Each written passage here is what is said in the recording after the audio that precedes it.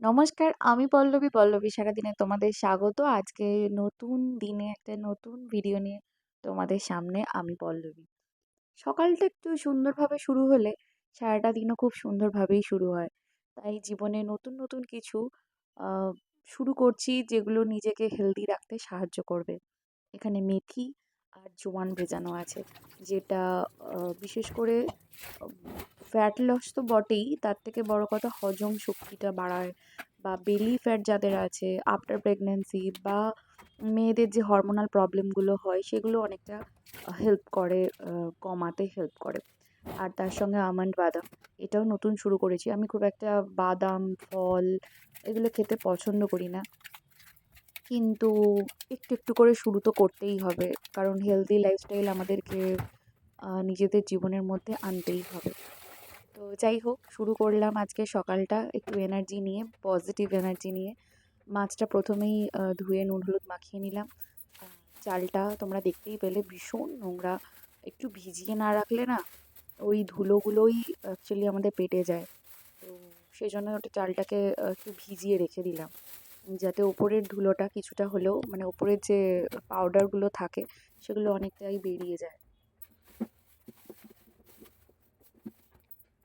তারপরেই দেখলাম আজকে বরমশাই এনেছে ফুলকপি, আর শশাও এনেছে, আর তার সাথে এনেছে পটল। তো আগের কিছু বাজার ছিল, আদা ছিল, ক্যাপসিকাম ছিল। আজকে ভাবলাম একটু পাতলা করে মাছ দিয়ে আর ফুলকপি দিয়ে একটু ঝোল করি, কারণ আমার ছেলেটারও শরীরটা একদম ভালো নেই। কদিন পর পর একটু উল্টোপাল্টা খাওয়াও হয়েছে। আর স্যান্ডউইচ খেলে না ওই বাটার ফাটার থাকে, তো ও খুব একটা ওর শ্যুট করে না। বাটার টোস্ট বা স্যান্ডউইচ যাই হোক, ওই বাটারের ফ্লেভারটাও খুব পছন্দ করে, কিন্তু ও খুব একটা শ্যুট করে না। ঘিও বেশি শ্যুট করে না, ওর লিভারটা একটু কমজোরি, তো ওকে একটু সবসময় চেষ্টা করি হেলদি খাবার দাবার দেওয়ার। আম, আর আমাদেরও মাঝে মাঝে আনহেলদি খাবার, মানে একটু ভালো মন্দ খাওয়া হয়ে গেলেও পরের দিনটা চেষ্টা করি একটু ভালো খাবার, মানে ঘরোয়া খাবার, যাতে একটু শরীরটা সামলে নিতে সময় পায়। আজকেও তাই করলাম। বাজারও দেখলাম খুব বেশি নেই। পটল ছিল, পটলটা রাত্রেবেলা তরকারি করে রাখবো বলে কেটেই নিলাম একেবারে। আর সবজি দিয়ে, আর আমরা সবজি খেতে ভীষণ ভালোবাসি, মানে আমি এবং আমার ছেলে দুজনেই সবজি খেতে ভীষণ ভালোবাসি। তো আমার হাজব্যান্ড অতটা পছন্দ করে না, তবে আমাদের দুজনের চাপে আর একটু হেলদি হওয়ার জ্ঞান শুনতে শুনতে ও এখন কিছুটা কিছুটা হয়েছে, কিছুটা না বলবো অনেকটাই হয়েছে। যেখানে আগে আলু ছাড়া কিছুই বেচারা খেত না, এখন আমাদের চাপে পড়ে অনেক কিছুই খায়। তো স্বাভাবিক, আমাদের ভালো থাকতে হবে, অন্তত চেষ্টা করতে হবে। তো শশাগুলো এখন কেটে নিচ্ছি, তার সঙ্গে লেবুও কেটে নিলাম। কারণ এই সময়টা যদি একটু ফলটা কেটে না নিই, পরে না আর আমার এই বটিতে বসে ফল কাটার সময় হয়ে ওঠে না। তাই জন্য আমি এখনই একবারে ফলগুলো কেটে রেখে দেবো। ছেলেকে টিফিনে আজকে ফল পাঠিয়েছি, ওকে হয়তো আর লেবুটা দেবো না। একটা কেটে রাখছি, যদি খেতে চায় খাবে, না হলে ওর বাবা খাবে। আর শশাটা সবাই খাবে। শশাগুলো দেখছি একটু পুরনো পুরনো লাগছে, খুব একটা ফ্রেশ লাগছে না, মনে হচ্ছে এটা কালকে এনেছে শশাটা। তো আমি ফ্রিজে পুরতে হয়তো ভুলেই গেছিলাম, তো সেই জন্য শশাটা দুটো একবারে কেটে নিলাম, সবাই খাবো, হয়ে যাবে। আর ফুলকপি, গাজর, ক্যাপসিকাম, আদা সব রকম গুছিয়ে নিলাম। আলু, লম্বা লম্বা করে আলু, এটা দিয়ে পাতলা মাছের ঝোল দিয়ে ভাত খেতে শীতকালে গরম গরম ভাতে দারুণ লাগে। আর এই কুমড়োটা একটু ভাজা করে নিলাম, কারণ শুধু ঝোল দিয়ে ভাত খেতে একটু কেমনই লাগছিল। মানে আমাদের এক তরকারি ভাতটা একটু কমই হয়, কিছু না কিছু হয়, মানে দু তিন রকম হয়েই যায়। অল্প কম বেশি, ভালো মাঝারি, ভাতে ভাত সেদ্ধ ভাত যা কিছু করে হোক হয়েই যায়। তো সেজন্য আজকে একটু কেমন কেমন লাগছিল, তাই ভাবলাম কুমড়োটা একটু ভেজে নিই। আর তারপরে আনাজ ফানাজ কাটাকুটি চলছে। পটল আলুর তরকারিটা আমি এখনই কেন আনাজটা কেটে নিলাম, রাত্রিবেলা মানে সন্ধেবেলা ছেলেটাকে পড়াতে বসাই। তো পড়িয়ে উঠে বেজে যায় প্রায় অনেকটাই, মানে ঘুম থেকে উঠবে, একটু বাবার সঙ্গে বিকালে ঘুরতে যাবে, তারপর বিকালবেলা ঘুরে এসে একটু টিফিন খাবে। তো ওই সব করতে করতে ওর পড়তে বসতে বসতেই প্রায় 6:30 7টা বেজেই যায়। তো আমার ওকে পড়িয়ে 9টা বেজে যায় মোটামুটি উঠতে। এবার 9টা, পৌনে 9টা, 9টা নাগাদ আমি যদি রান্না, মানে তরকারি রুটি দুটো করতে যাই, তো আমার অনেকটা লেট হয়ে যায়। সেই জন্য আমি তরকারিটা বেশিরভাগই চেষ্টা করি দুপুরবেলা করে নেওয়ার। এক এক দিন দুপুরের তরকারিটাই বেশি করে করে রাখি, রাত্রেবেলা হয়ে যায়। আর নয়তো কোনো দিন আমি শুধু তরকারিটাই আলাদা করে করে রাখি। যেমন আজকে পটল আলুর তরকারিটা দুপুরের জন্য নয়, ওটা রাত্রের জন্যই করে রাখছি। তো ওটা রাত্রেবেলা খালি রুটিটা করে নেবো, বেশিক্ষণ সময় লাগবে না, অল্প রুটি হয়ে যাবে তাড়াতাড়ি করে। কারণ তাড়াতাড়ি যদি ছেলেকে খেতে না দিই, ওর খেতে অনেকটা টাইম লাগে। তো খাওয়াটা মানে আমার জন্য একটা মানে ওকে খাওয়ানোটা একটা আমার জন্য ভীষণ বড় চ্যালেঞ্জ। তো সেই জন্য একটু আমাকে তাড়াতাড়ি রান্নাটা করে ওকে খেতেটা আগে দিয়ে দিই। তো এই বলতে বলতে দেখো সব রকম আনাজ আমার কাটাও হয়ে গেল। চলো এবার রান্নাটা বসিয়েই দিই।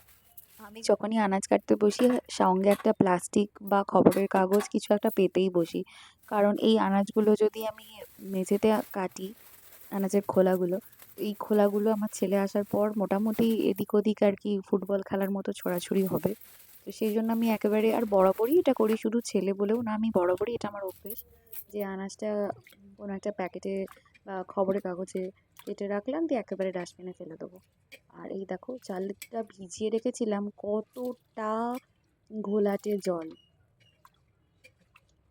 একদিকে চালটা ধুয়ে ভাতটা বসাবো, আর অন্যদিকে আগে গরম করতে দিয়ে দিলাম তেলটা, কারণ মাছ ভাজা হবে তো তেলটা গরম হতে একটু সময় লাগবে। এদিকে তেলটা গরম হোক, ততক্ষণে আমি চালটা আর একবার ভালো করে ধোবো। ধুয়ে তোমাদের দেখাবো, মানে প্রায় 4-5 বার ওইভাবে কচলিয়ে কচলিয়ে ধোয়ার পর চালটা একটু মানে সুন্দর হয়েছে আর কি, জলটা পরিষ্কার হয়েছে। তো ততক্ষণে মনে হয় আমার হাত দিয়ে মাছ ভাজা হয়ে যাবে, মানে মাছগুলো আমি দিয়েই দিলাম, এবার একটু ভেজানোই থাক। অনেকে আমাকে বলো যে বটিতে আনাজ কাটো কেন, ছুরি দিয়ে কাটো না কেন, চপিং বোর্ডে কাটো না কেন। বিশ্বাস করো আমার সবই আছে, কাটলেই কাটা যায়। কিন্তু যেহেতু এই দেখো পরিষ্কার পরিষ্কার জলটা এবার বেরিয়েছে, এবার ভাতটা বসাতে আমার ইচ্ছা করবে। যাই হোক, যেটা বলছিলাম, বঁটিতে কাটতে আমি এই জন্যেই বসি, যেহেতু রান্নাটা আমাকে দাঁড়িয়ে দাঁড়িয়েই করতে, মানে সবাইকেই রান্নাটা দাঁড়িয়ে দাঁড়িয়েই করতে হয়, এবং ছেলের জন্যও অনেকক্ষণ আমাকে দাঁড়িয়ে থাকতে হয়। মানে ও খাবে, ওকে আমি একটু একটু করে চেষ্টা করছি ও নিজে যাতে খেতে পারে। তো ও খাবে, কিন্তু আমাকে ওর পেছন পেছন পায়চারি করতে হয়, মানে রান্নাঘর মুছতে মুছতে হোক বা কোনো একটা কিছু গুছোতে গুছোতে হোক, মানে আমার দাঁড়িয়ে থাকা হাঁটাটা একটু বেশি হয়ে যায়। ঠিক আছে, মানে একভাবে দাঁড়িয়ে থাকতে হয় অনেকক্ষণ রান্না করার সময়। তারপর ছেলে এসে যাবে, ওকে স্নান করাতে হবে, ওর পেছন পেছন ছুটতে হবে, ওর সঙ্গে খেলতে হবে। তো আমি যেহেতু আনাজটা আমি কি বলবো একটু গুছিয়ে কি রান্না আজকে হবে একটা প্ল্যান করতে হয়, ওই জন্য সব যা যা সবজি থাকে ফ্রিজে, ওই যে বক্সটার মধ্যে থাকে না, ফ্রিজের নিচের যে একটা জার থাকে, বড় জার থাকে, ওর ভেতরেই তো সবজিগুলো আমি রাখি। তো ওই সবজির জারটা একেবারে নিয়ে বসি, কারণ কোনটা শুকিয়ে যাচ্ছে, কোনটা মানে আজকে না করলেও হবে, থাক করবো না, ওই প্ল্যানিংটাও একদম বসে বসে করে সব বার করে নিয়ে এবার আনাজটা কেটে এবার ধুয়ে টুয়ে নিয়ে এবার তো ওই জন্য আমি এটা একটু কমফোর্টেবল ফিল করি যে ঠান্ডা মাথায় আনাজটা যদি মানে কেটে গুছিয়ে নিলাম, এবার রান্নাটা পরপর পরপর তাড়াতাড়ি তাড়াতাড়ি হয়ে যাবে।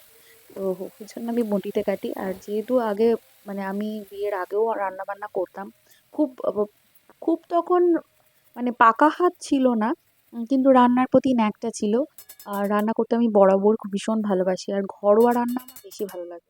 মানে অনেকে বিদেশি, আমি টুকটাক বিদেশি রান্নাও করি, মানে চাইনিজ টাইনিজ করি, কিন্তু করলেও আমার ঘরোয়া রান্না আমার হাতে বেশি ভালো হয় বলে আমার মনে হয়। মানে মাছের মাথা দিয়ে বাঁধাকপি, বা চিংড়ি মাছ দিয়ে ওই লাউ চিংড়ি, বা চিংড়ি মাছ দিয়ে ওই একটা হয় না, মনে করতে পারছি না, মোচা মোচা মোচা চিংড়ি, পুঁই শাক দিয়ে, ইলিশ মাছের মাথা দিয়ে, মানে এই যে ঘরোয়া যে রান্নাগুলো হয় মা ঠাকুমাদের রান্নাগুলো, ওগুলো আমি বেশ, একটু সবজি দিয়ে ডাল শুক্তো, পলতার ডালনা, এইগুলো আমি বেশি ভালো করি। তো আমার যেটা মনে হয় স্পেশালি, ঠিক আছে। তো সেই জন্য আমার মানে কি বলবো ওই তাই বরাবরই রান্না করতাম, আর তখন এতটা ছুরির চলটা আমাদের এদিকে ছিলই না, আমি বটিতেই আনাজ কাটতাম, তো ওটাতেই কমফোর্টেবল। দেখো বলো। বলতে বলতে তোমাদের সঙ্গে সঙ্গে আমার পুরো রান্নাটা কমপ্লিটও হয়ে গেছে। ও সব রকম সবজি ভেজে একবারেই করে নিলাম, এটা কিন্তু খুবই হেলদি, এবং যারা মাছ খাও তারা একবার ট্রাই করে দেখো, ভীষণ খেতেও ভালো লাগে। মানে রোজ রিচ খাওয়ার পর এটা একটা দিন করে দেখো, অসাধারণ লাগে ভাত দিয়ে খেতে। তো চলো ছেলের জন্য ঝোলটা আগে তুলে নিই, এটাতে একটু অল্প ঝাল দিতে পারো যারা ঝাল খেতে পছন্দ করো, কিন্তু আমরা এটাতে ঝাল দিই না। কাঁচা লঙ্কা দিলাম, যদি খেতে বসে ভালো লাগে একটা করে কামড় আর কি দিয়ে দেওয়া যাবে। আজকের ব্লগটা কেমন লাগলো অবশ্যই আমাকে কমেন্ট করে জানিও। ভালো থেকো, সুস্থ থেকো। আবার আসছে কালকে আবার একটা নতুন